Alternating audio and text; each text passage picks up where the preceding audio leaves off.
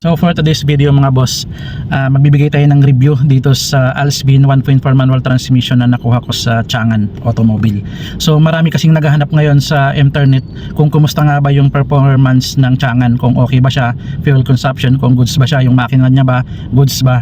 So eto, tips ko sa mga kukuha lang ng Changan ng Alsbin. Meron din silang automatic, I think premium yata yung sunroof, yung ano dito. Itong unit ko is yung 1.4 manual transmission Alsbin.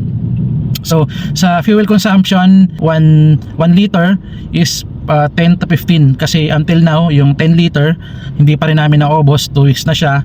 So I think good yun.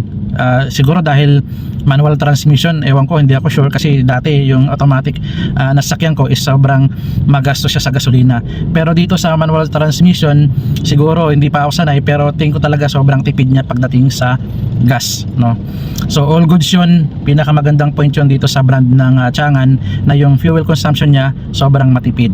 Pangalawa na tips, kung gusto nyo kumuha nito, yung kanyang performance, good siya para sa akin. Siguro nasanay lang ako dun sa dating unit ko na 1.6 engine tas automatic, pero dito sa Changan, dito sa Alsbin, good yung performance niya para sa akin, kasi first time kong makahawak ng manual transmission.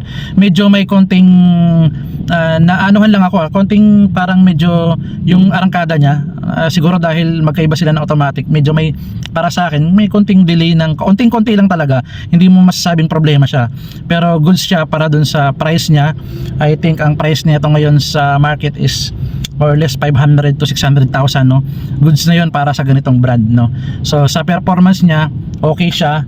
Ito lang, sa performance pa lang, sa fuel consumption pa lang, yun pa lang ibibigay kong siguro sa next video ko, yung interior niya, kung okay ba siya, kasi medyo malaking pagkakaiba ng interior niya doon sa ibang sasakyan na nakita ko. So yun lang sa mga naghahanap. Sa ngayong video lang naman na to mga boss, yung sinabi ko is yung performance niya at saka yung fuel consumption niya. Wala akong masabi. Yung aircon malamig, promise. So next video, ang iano natin is yung ipapakita ko sa inyo yung parts niya, yung interior niya, yung labas niya. So yun muna mga boss, maraming salamat, peace yo.